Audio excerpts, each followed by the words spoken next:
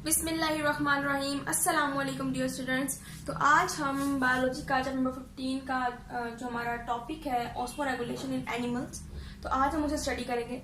पिछले लेक्चर में हमने ऑस्मोरेगुलेशन इन प्लांट्स को स्टडी किया था कि किस तरह प्लांट जो हैं वो अपने अंदर ऑस्मोरेगुलेशन का प्रोसेस करते हैं, मीन्स के वाटर और जो सोल्यूट है उसकी अमाउंट को बैलेंस करते हैं। यही केस एनिमल में होता है, लेकिन एनिमल सेल की जब हम बात करते हैं तो उसके अंदर वाटर और सोल्यूट का बैलेंस होना बहुत जरूरी है।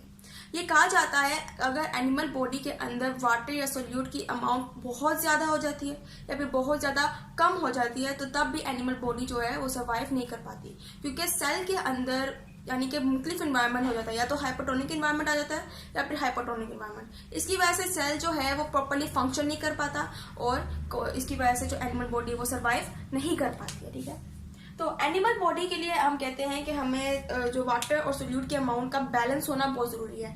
वाटर तो कंटिन्यूसली एंटर भी होता रहता है और एक्सक्रीट भी होता रहता है, लेकिन फिर भी इन सब को आइसोटोनिक लेवल पर रखना मीन्स के नॉर्मल लेवल पर रखना बहुत जरूरी है।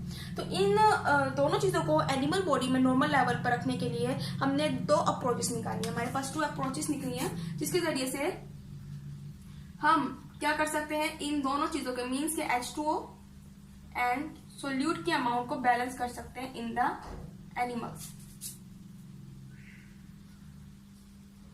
मेंटेन कर सकते हैं इन एनिमल्स। ठीक है ना। तो सबसे पहले अप्रोच जो एनिमल्स बॉडी में होती है वो ये होती है कि एनिमल बॉडी अपने फ्लूइड्स यानी कि बॉडी फ्लूइड्स बहुत सारे होते हैं एनिमल्स में, तो वो अपने फ्लूइड्स को क्या करती हैं, आइसोटोनिक लेवल पे ले आती है।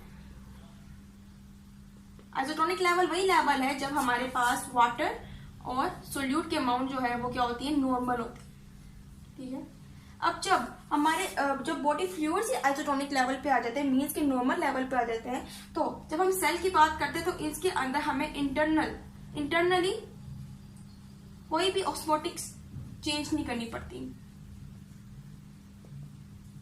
इसमें हमें कोई भी इंटरनली ऑस्मोटिक चेंज करने की जरूरत नहीं पड़ती है, जिसकी वजह से सेल जो है वो प्रॉपर्ली फंक्शन करता रहता है और एनिमल की बॉडी जो है वो सर्वाइव करती है। अब जब बहुत से एनिमल्स इन फ्लूइड्स को आइसोटोनिक लेवल पे रखते हैं मीन्स के नॉर्मल लेवल पे रखते हैं, तो ऐसे एनिमल्स को हम नाम देते हैं जी ऑस्मो कॉन्फॉर्मर्स का। मीन्स कि अपने फ्लूइड को क्या कर रहे हैं, मेंटेन कर रहे हैं, उसके अंदर H2O और सोल्यूट की अमाउंट को मेंटेन कर रहे हैं, जिसकी वजह से सेल जो है प्रॉपर्ली फंक्शन कर रहे हैं। ठीक है ना। अब दूसरी अप्रोच की बात कर लेते हैं हम। अब बहुत से एनिमल जो है उनके अंदर कंसंट्रेशन जो है, कंसंट्रेशन की जब हम बात करते हैं तो उसके अंदर नोटिसेबली मीन्स के नोटिस करने वाली बात होती है कि उसके अंदर बहुत ज्यादा डिफरेंस आता है, बहुत ज्यादा चेंजेस आते हैं। ठीक है ना। अब उस डिफरेंस को कवर करने के लिए इन्होंने एक अप्रोच निकाली है। तो सेकंड अप्रोच इनके पास ये होती है कि ये क्या करते हैं, अपने अंदर जो भी इन्वायरमेंट आ रहा है, अगर डिल्यूटेड इन्वायरमेंट आ रहा है मीन्स के हाइपोटोनिक, ठीक है ना, या फिर कंसंट्रेटेड इन्वायरमेंट आ रहा है मीन्स के हाइपोटोनिक, तो इन केसेस में ये अपने आप को मेंटेन करने के लिए क्या करते हैं कि ये एक्टिवली रेगुलेट करना शुरू कर देते हैं, इनके अंदर रेगुलेशन होना शुरू हो जाती है। मीन्स के अगर फ्लूइड में डिल्यूटेड अमाउंट ज्यादा होगी है वाटर की, तो क्या होता है कि इस केस में एक्सेस वाटर रिलीज हो जाता है। ठीक है, और जब कंसंट्रेशन ज्यादा हो जाती है फ्लूइड में मीन्स के बहुत ज्यादा गाढ़ा हो जाता है, तो इसके अंदर क्या होता है, एक्सेस साल्ट या फिर जो भी एक्सेस सोल्यूट है वो क्या हो जाता है, एक्सक्रीट हो जाता है। ठीक है, और जब ये एनिमल जब अप्रोच ये वाली अपनाते हैं, अडेप्ट करते हैं, तो इस तरह के एनिमल्स को हम नाम देते हैं जी ऑस्मो रेगुलेटर्स का। मीन्स कि अपने अंदर रेगुलेशन कर रहे हैं वही, यानी कि वाटर और साल्ट की अमाउंट को बैलेंस करने के लिए हाइपोटोनिक एनवायरनमेंट में एक्सेस वाटर को बाहर निकाल रहे हैं और हाइपोटोनिक एनवायरनमेंट में एक्सेस साल्ट को क्या कर रहे हैं, रिलीज कर रहे हैं। तो इस तरह के एनिमल्स ही हमारे पास आ जाते हैं ऑस्मो रेगुलेटर्स। ठीक है, तो ये दो अप्रोचेज है जो कि मुख्तलिफ एनिमल जो है अपने इन्वायरमेंट के हिसाब से, चाहे वो मैरीन वाटर में हो, चाहे वो फ्रेश वाटर इन्वायरमेंट में हो, या फिर चाहे वो टेरेस्ट्रियल इन्वायरमेंट में हो, उसके हिसाब से ये अडेप्टेशन जो है वो मेंटेन करते हैं। अब आपकी बुक में मुख्तलिफ इन्वायरमेंट्स में एनिमल्स की जो अप्रोचेज है उनको दिखाया गया है। फर्स्ट अप्रोच आपको दिखाई दिया जी मैरीन की, यानी कि जो मैरीन एनिमल्स हैं यानी कि ओशन साल्ट वाटर इन्वायरमेंट में रहने वाले जो एनिमल्स हैं उनके अडेप्टेशन बताई हुई किस तरह से वो उसके अंदर सर्वाइव करते हैं, क्योंकि उस वाटर में तो साल्ट की अमाउंट ज्यादा होती है, ठीक है ना। तो ऐसी कंडीशन में उनके लिए सर्वाइव करना मुश्किल होता है, लेकिन उन्होंने अपने अंदर ही ऐसी अडेप्टेशन की भी, जिसकी वजह से उनके अंदर ऑस्मोरेगुलेशन का प्रोसेस रहता है। जैसे हम बात करते हैं जी सबसे पहले हम इनवर्टिब्रेट्स की। तो मेरीन जो हमारे पास इनवर्टिब्रेट्स हैं, यानी कि जो समंदर में रहने वाले इनवर्टिब्रेट्स हमारे पास वो होते हैं जानवर जो जिनकी रीढ़ की हड्डी नहीं होती, ठीक है ना। रीढ़ की हड्डी उनमें एब्सेंट होती है।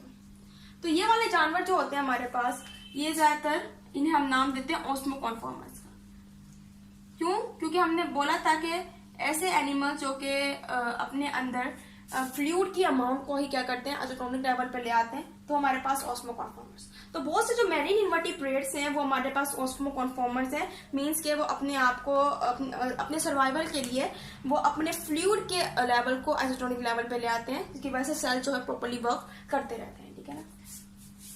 तो ये आपके पास एक ये इंपॉर्टेंट एमसीक्यूज भी है कि इन्वर्टिब्रेट्स जो है आपके पास वे एक्ट एज ऑस्मोकॉन्फॉर्मर्स, ठीक है।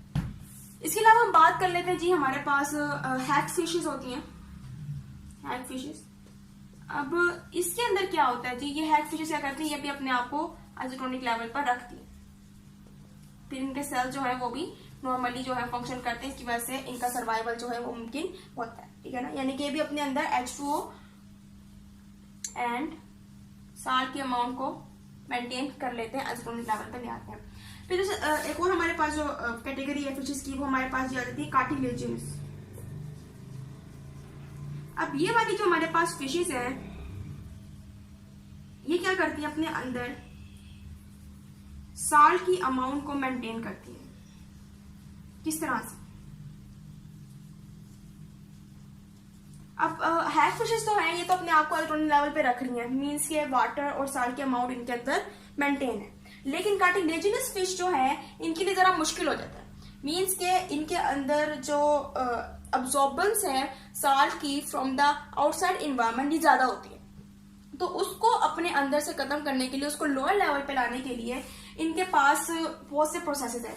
या तो ये अपनी यूज करती है किडनीज को, मींस के किडनीज जो है वो क्या करती है, एक्सक्रीट करती है एक्सेस साल्ट को, जो ज्यादा इनके अंदर जो साल्ट की अमाउंट होती है, ठीक है ना, गिल्स के थ्रू, यानी कि जो फिश के जिसके जरिए वो सांस लेती हैं जी, गिल्स वो हमारे पास, उसके थ्रू क्या करती हैं, किडनीज एक्सक्रीट करवाती है एक्सेस साल्ट को। एक तो प्रोसेस इनके पास ये आ जाता है। दूसरा प्रोसेस यूज कर लेते हैं जी कि इनके पास बहुत सारे ऑर्गन्स हैं, मुख्तलिफ ऑर्गन्स है जो कि साल्ट एक्सक्रीटिंग है, मीन के साल्ट एक्सक्रीट करते हैं। इनमें से हमारे पास जी कहा जाता है जी रेक्टल ग्लैंड। इनके पास एक होता है रेक्टल ग्लैंड, जिनके जरिए से ये एक्सेस साल्ट को एक्सक्रीट करते हैं, ठीक है ना।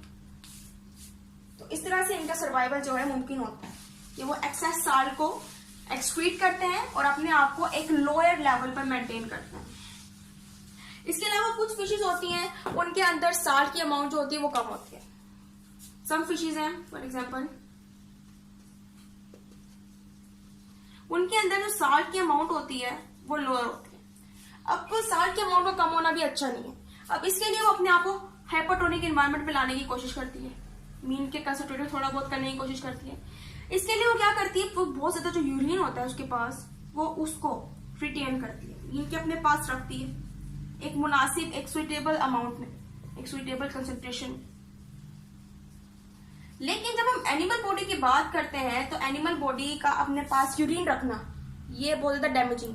तो इसकी वजह से ये फिशेस क्या करती हैं, यूरिन की बजाय एक केमिकल को रिटेन करती हैं, और वो केमिकल हमारे पास जी आ जाता है जी ट्राई मिथाइल अमाइन ऑक्साइड, ठीक है।